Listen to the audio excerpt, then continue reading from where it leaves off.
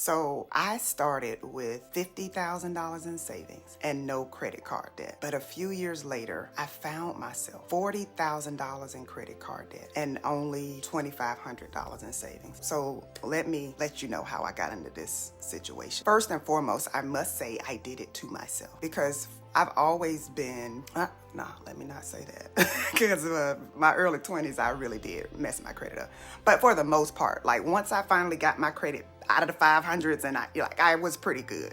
I was pretty good with money, so let me not say I've always been good with money. Anyway, so my ego almost destroyed my family's financial future. Before I got myself into this situation, I had my dream job. I was earning 6 figures a year. And what happened is, like when I came into that role, I was working on my PhD. I hadn't really started my business. And so I began to grow. And as I started to grow, leadership didn't like me as much. I got my PhD, I wrote a book, I started a business, I started speaking. And then that's when the relationship became toxic. And I was just ready to go.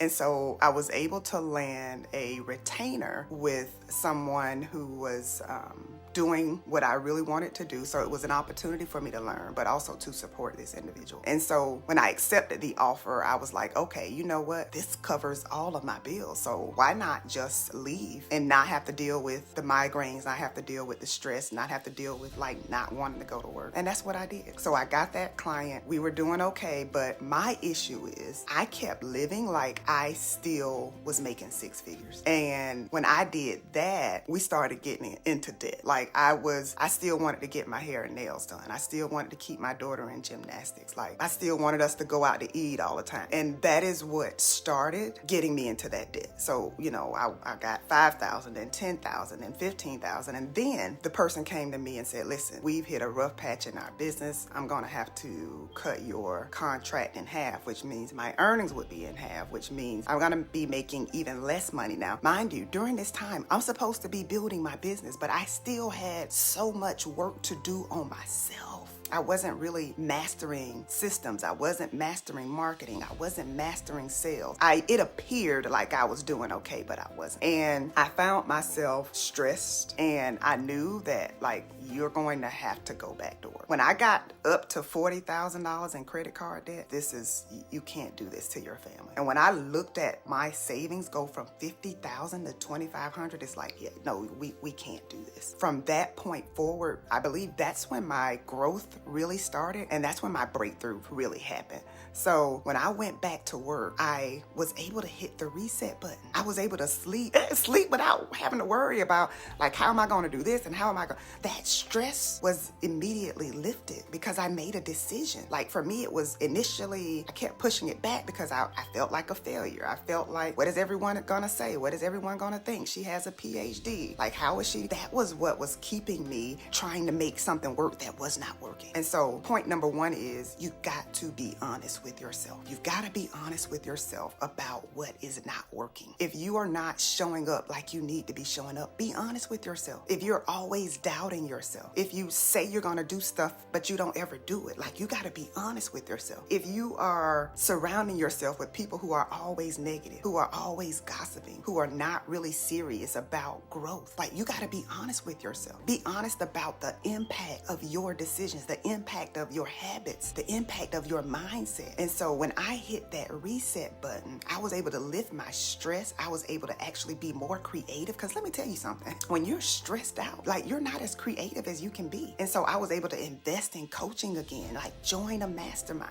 And even that year that I joined that mastermind, I still had so much work to do. I made progress, but not the progress that I could have made. I continue the practice of being in masterminds, like attending conferences. Like I'm always learning, I'm always growing, I'm always trying to figure out how can I become a better version of myself? How can I become a better mom, a better coach, a better wife, a better business owner? Like I'm always working to get better. And so I was able to put systems in place. I was able to hire a virtual assistant, right? I was able to clear the debt. I was able to clear $40,000 worth of credit card debt. I was able to build my bank account back up. And so when I went back to business full time, I was ready. Like I was ready. I had the savings, I had the systems, I had the team, I had grown a lot. And so I had become the person who can make multiple six figures, and that's exactly what I did. So I left my six-figure job for the second time.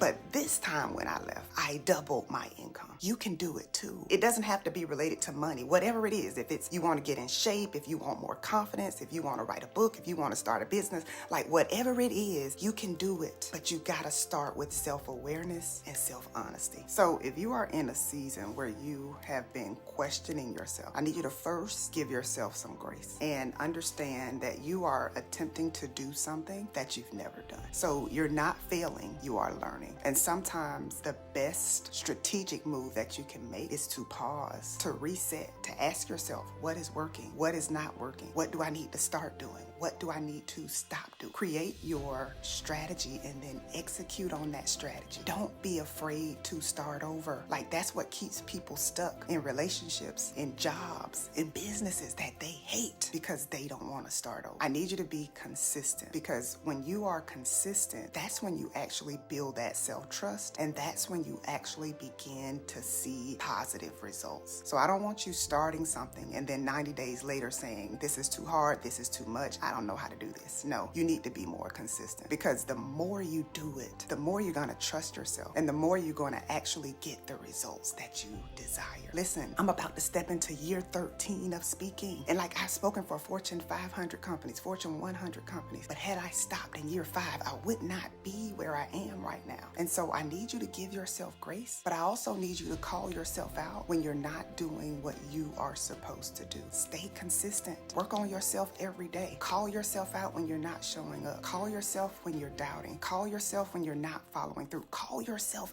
out. Like I call myself by name, like Jessica. No, we're not doing this today. No, we're gonna walk today. Like we're not gonna have a pity party. It may not have turned out the way you wanted it to, but at the end of the day, everything is going to work out. Maybe you didn't get what you wanted, but maybe what you wanted wasn't big enough for you. So instead of like listening to that negative chatter in your head, what I need you to do is speak life into yourself and speak life into your vision. Listen, if you found this helpful, I want to challenge you to share this with someone that you believe would benefit from watching this. It's your time, it's your turn. Let's go.